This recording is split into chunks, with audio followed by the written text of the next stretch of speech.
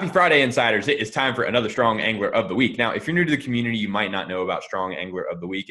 We pick someone from our community who has posted a report where they went out with friends or family, and they've just created some good memories on the water. And this week, we've got an awesome story from fellow insider Daniel Cantrell. I always see him taking new people out, but this week he was really shining when he took a new insider out to catch their first redfish in Georgia. So, Dan, congratulations on winning Strong Angler of the Week. And, man, tell me about that story. What was that like for you?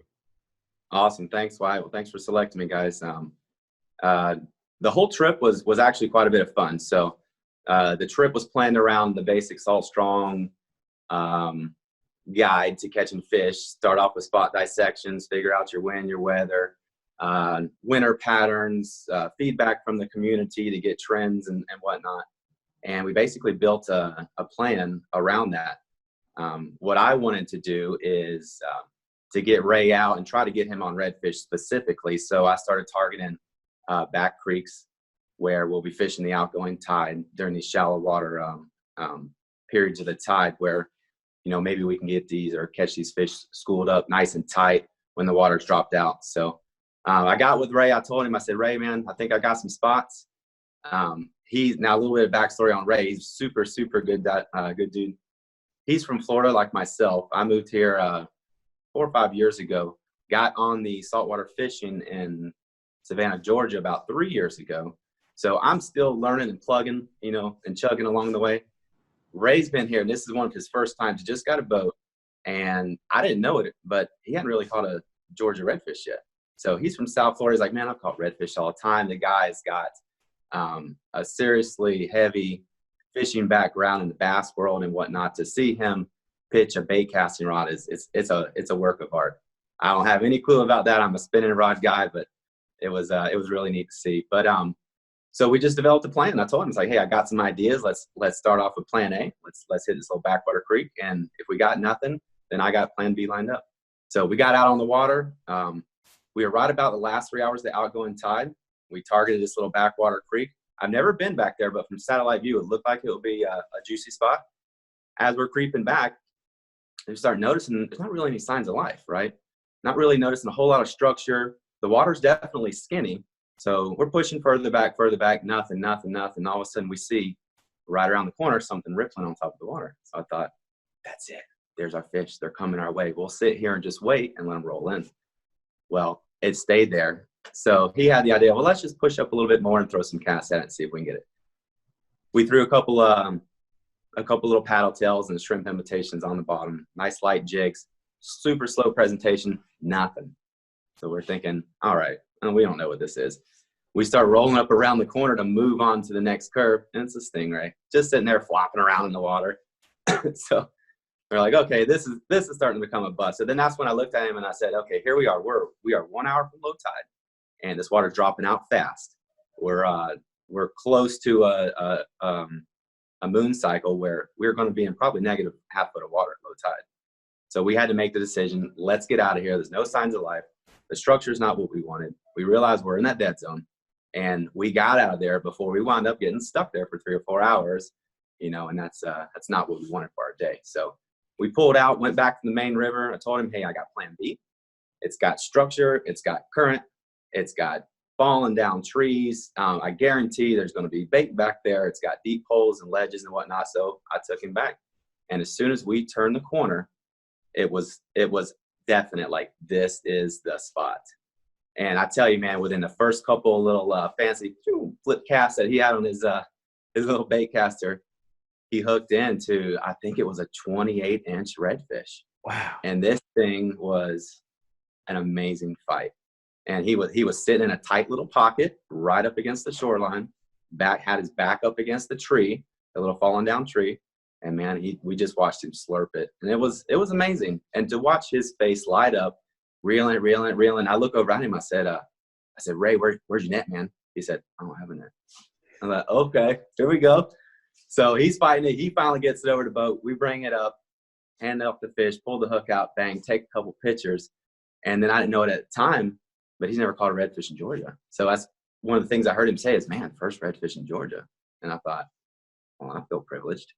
You know, I took a fellow Floridian in Georgia water to put him on a respectable redfish at that, you know, on times when he's kind of new to the area, just trying to figure it all out. And all of a sudden, this guy I connect with on Salt Strong, don't know him from nobody, you know, we linked up, and all of a sudden we're out here catching fish. So the day went on, it progressed great. It seemed like maybe 5 minutes later, bang, he's on another 25-inch redfish.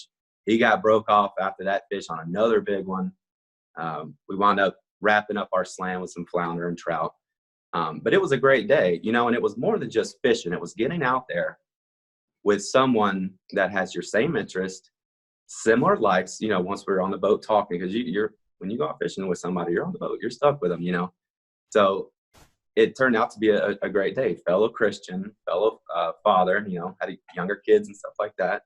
He's gone through, so we have, you know, relatable topics, and, you know, turned out to be he's my new fishing buddy. So we followed that trip up with another one 6 days later, and we same target, same type of game plan in the beginning, small, tight water, back creek fishing, looking for oyster beds, structures, something like that.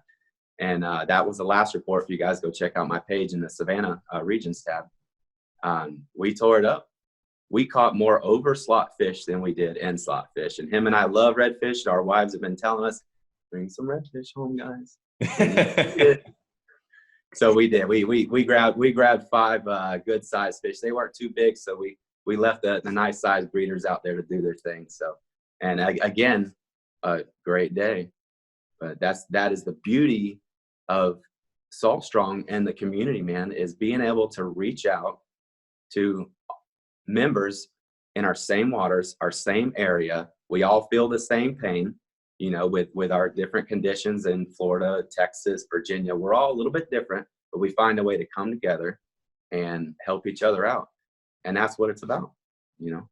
Yeah. I mean, what a story. That's just so awesome that you guys connected in the community, and he just needed some help on finding some redfish. And man, you took him out to a spot. You guys caught some very impressive fish. Those were some very solid fish. And on top of that, you guys finished out with the slam. I mean, it's just everything you could hope for in a fishing day. New fishing buddy, great fishing.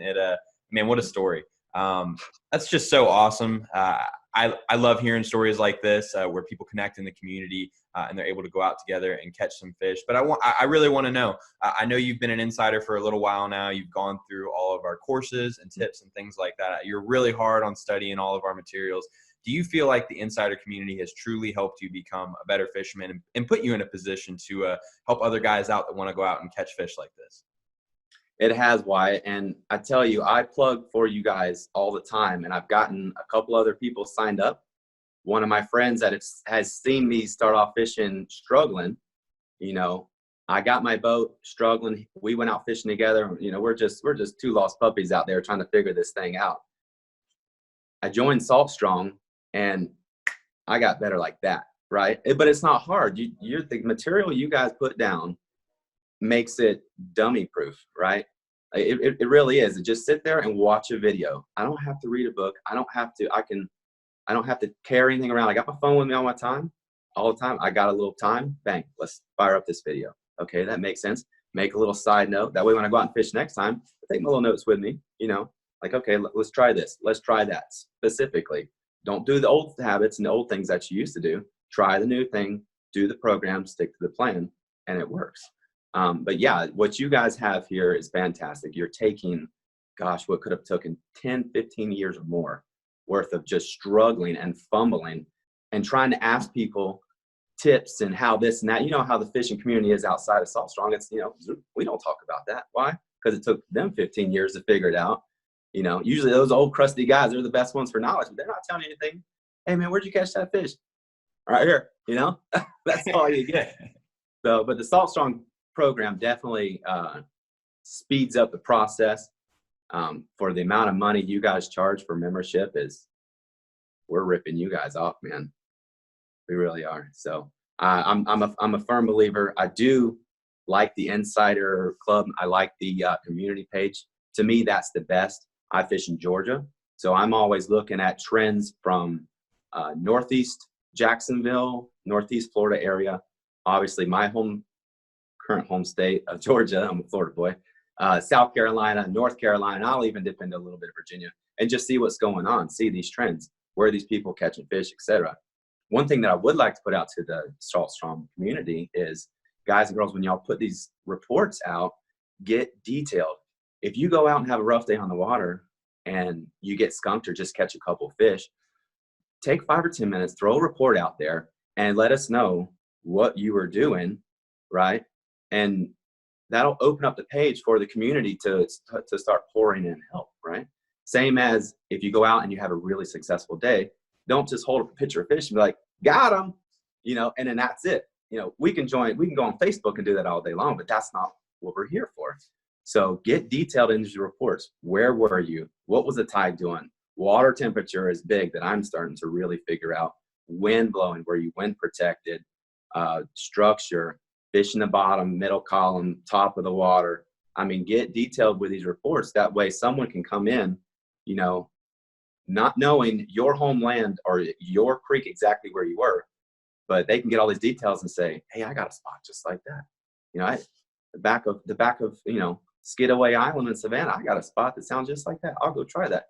You know, but it's that kind of information that really helps us grow as a fishing community, and not just a, hey, look at me, because I'm not into that. And I love to reach out to all of our members in our community. I like to keep up with posting.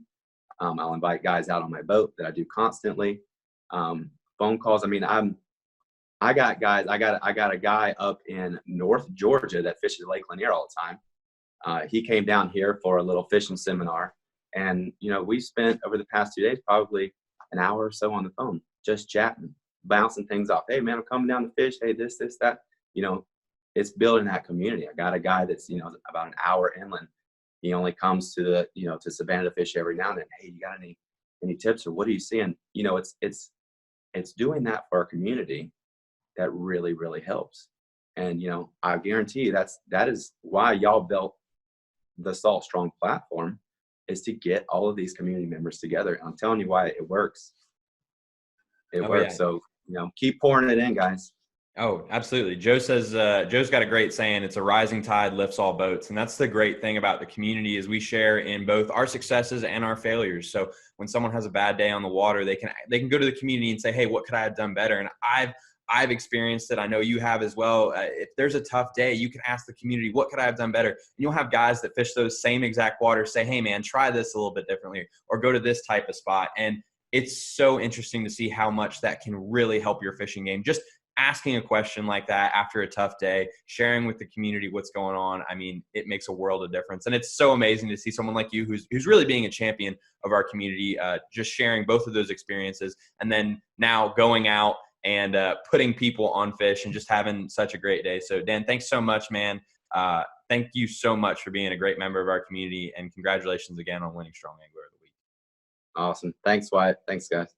Absolutely. Guys, this is going to wrap up Strong Angler of the Week. Make sure you're getting out on the water with friends, family, maybe a fellow insider in the community, and just making good memories on the water. And hopefully I can have you on for next Friday's Strong Angler of the Week. Thanks for tuning in, guys, and I'll see you next week.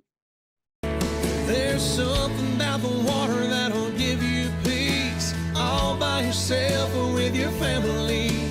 Live salt strong and weather